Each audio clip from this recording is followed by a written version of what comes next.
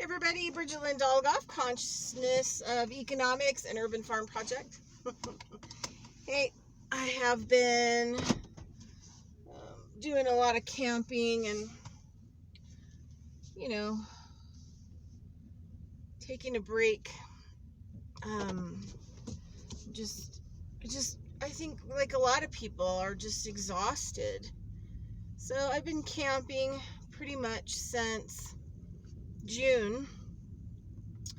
And I went and saw a couple different friends and trying to I'm showered, so I'm clean. I smell good, but I still have kind of wild hair and stuff from camping. But and just working on myself, and haven't really been doing a whole lot of videos. Number one, because of data, and not really I'm gotta live within my means right now. And just a lot of stuff going on. So just really trying to find peace and calm and figure out, what my next bold move is going to be. And so I've been kind of batting this thing back and forth about signing up for caretaking property. I love property. I love animals, and I love growing things, and I love building things, and I'm a super, super amazing caretaker. And I've done it a lot. I've done long-term caretaking. I've done like a 1.5 year one at one time, and where people had to come back and forth out of the country. This is, before the CO-19 thingy mabobber. But it's kind of interesting because I've kind of been dragging my feet about making a decision about what direction, that I'm going to go in right now. And it's just because I've been so tired, and I've kind of been waiting for, like I say, in this reality, they have, rules and things going on. And, one of them, they have these astrological, like rules. And so I've been waiting for Venus to drop into my second house of values, and kind of money and things like that, and get out of some of the 12th house and stuff like that before I really make a move.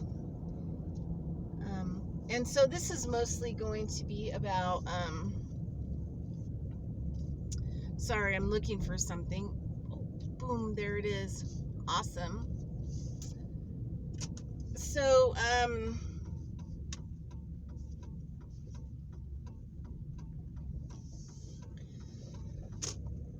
super hungry, so I may not look hungry, but I am. I'm super hungry. I have been camping and living on the skivvy, and I really need some breakfast. Breakfast sounds super yummy. So anyway, I'm gonna get parked here and then finish my talk, and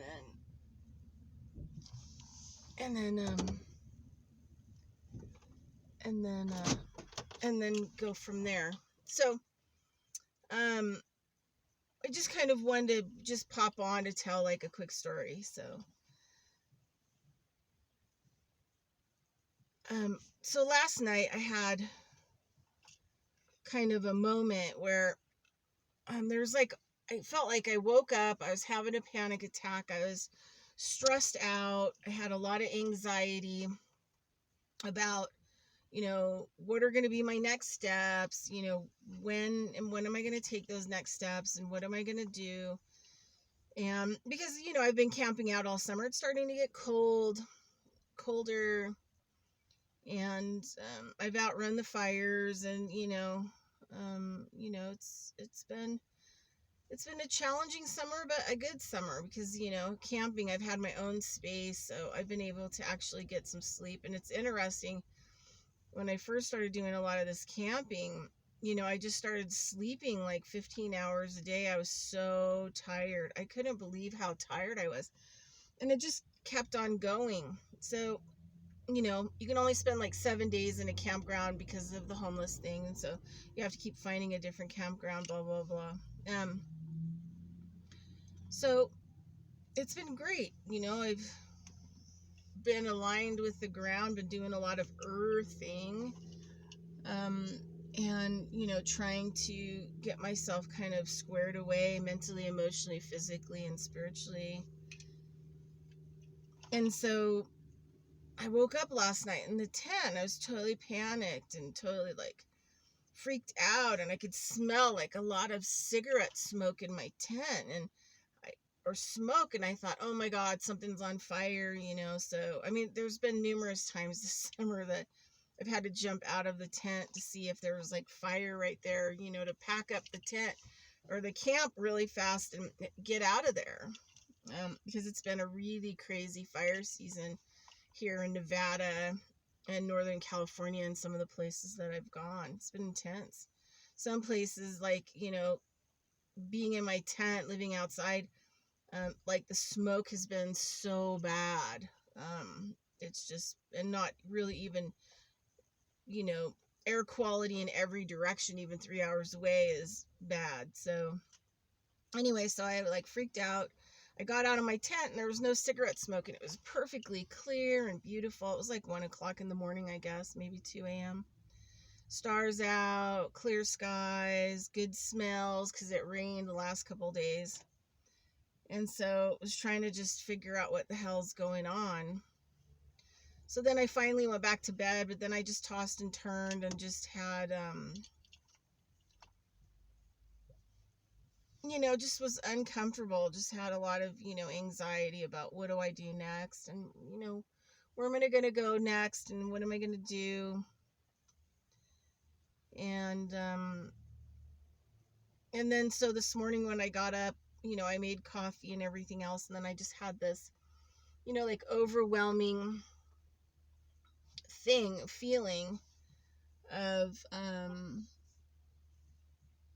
I really need to go, fill out this caretaker thing and, get it done and see if I am a potential for like a winter land or property. So, and that would be great. It would just be like ideal until, I decide exactly where I want to be, and, all the things come together for that, because I just really feel like there's this really incredible limbo energy that's permeating, especially, in the US. Like, we're kind of all in a limbo state. We're waiting for, the shoe to fall so that we know what to do. And so creating our reality and moving forward with it, isn't kind of an option until we see what's going to happen.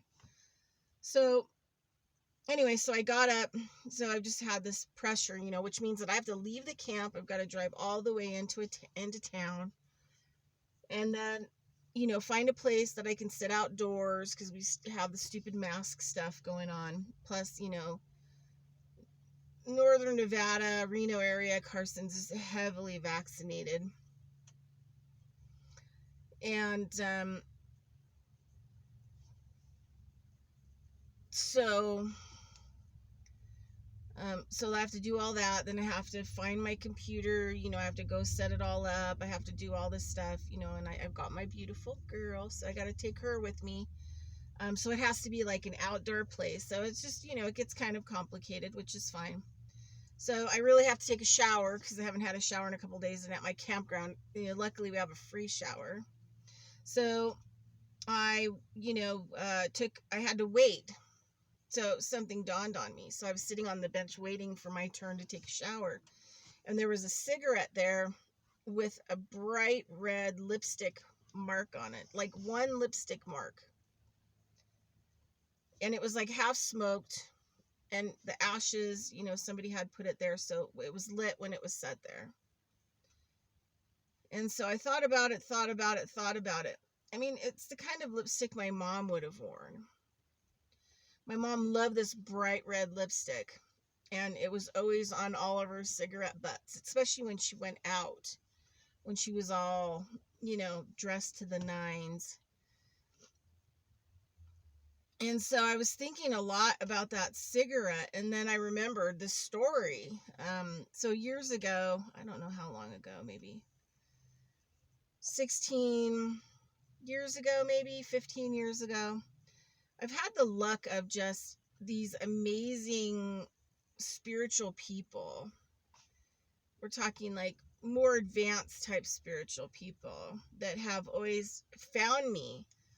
And, I've been able to help them with, whatever's going on with them, like health problems, a lot of it structural problems, and lots of just, other things that they need help with. And I've learned a lot from these people, as I've gone along. And so I don't know, like 15 years ago or something like that, maybe longer, this woman named Heather Valencia, who was married to the last like powerful dreaming Yaqui leader. I think his name was Somo. She was white, and anyway, she wrote a book about it because he died, but he continued to stay with her even though like he had passed over, because he could do some really powerful stuff. This guy, he could travel definitely through the dreaming realms.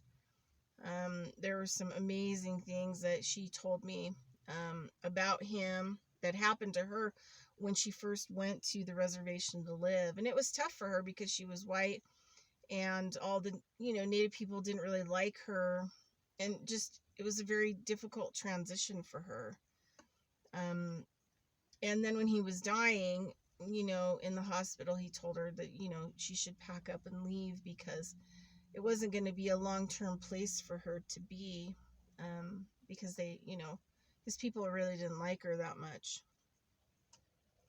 So anyway, it's a crazy story, but you can read about the story in the book called The Queen of Dreams, that she wrote. Anyway, so I would go and work on her like once or twice a week. And we would do prayer smoking before. And she liked to use these little cigars, these little, high-end cigars. And so we would basically do prayer work, smoking prayer work, tobacco prayer work, individually before I'd work on her. So we would do prayer work before. And I remember one time after I got done working on her, we came back out, and there was this nice patio area where she was staying, and so we curled up on chairs to talk about the session that she had and just, some other things. And when we came out, there was a pack of Marlboro cigarettes sitting there, and there was one cigarette that was lit, half smoked, just sitting there in the ashtray. And I was kind of alarmed because there wasn't anybody at the house, because I'd go there to work on her. So I'd go there, I'd set up, I'd work on her. A lot of high energy people don't want to come to an office, and they don't really want to be around where a lot of other people's energy has been. And so I would go and set up and everything, blah, blah, blah, blah. So I was kind of alarmed by where the cigarette came from. And right before I started to say, is there someone here on the property doing work for you or something like that? She said, oh, it looks like Somo was here. She said, I could feel him this morning. And so then she starts telling me about how, he visits her to check in on her, and that he used to smoke the Marlboros. So he actually brought Marlboros, was smoking the cigarette on her patio in his spirit, right? Because he came through and he can travel through the dream time. So I was thinking about that cigarette sitting there with the red lipstick on it on the bench out in front of the shower, the campground shower. And it's interesting, the memory that it invoked, and I realized that it's my mother who really came to me last night and really was trying to activate me, and probably didn't mean to give me panic, but wanted me to get busy doing this caretaker thing and stop dragging my feet on it. So it'll be interesting to see what happens and kind of what comes out of it. I have no idea. But I'm getting ready to go take care of that now. And so I just wanted to kind of tell you that story, that this world seems solid, but I've seen and witnessed so many things around really powerful shamanic type people that tells me that this world is really not that solid. And that this summer has been, if I could give it one word, has taught me to really, really, really pay attention to every sign. Like everything, to slow down enough to see everything. For example, the camp that I'm at now, I got there and there was 5 pennies on the table. So that's change. I mean, it's kind of funny. It's change, but it's also change, right? And so notifying me that there's change. And then, you know, for the first 2 days, we go out walking in the sand trails and stuff. I kept seeing this collage of 5s, of 5 things in 5s. And I was like, you know, change is on the horizon. I just, you know, have to wait this out. And so now the changes come. So now I'll see what happens with the next step and just see how it goes. But yeah, so just want to acknowledge my mom, who's on the other side, been on the other side for over 20 years, and Heather Valencia, who I just loved. And then also, you know,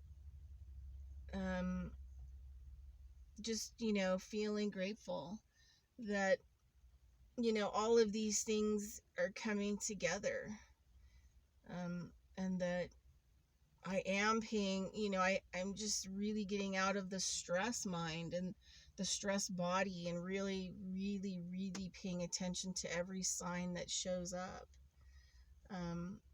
And as a way to figure out, you know, what the next step is. All right, everybody, that's what I've got for you. Sorry I haven't done a video for a long time. Also, I've been putting up on my website, coe-llc.com. I've been having to put my radio shows on there. So if you stroll through the blogs, or I think I have a category for Conscious of Economics radio show. Some of them might be under there, but because I'm using language that YouTube and other places don't like, I can't really put them up on YouTube. So please go to coe-llc.com and scroll through the blogs. Plus, I do put up some pretty amazing stuff on blogs. So please check out the blogs. All kinds of different kinds of stuff that interest me. So I do put up quite a few blogs. So check out the blogs. A lot of stuff. So, all right. I'll talk to you later. Have a great day, and we'll see you soon. Bye-bye.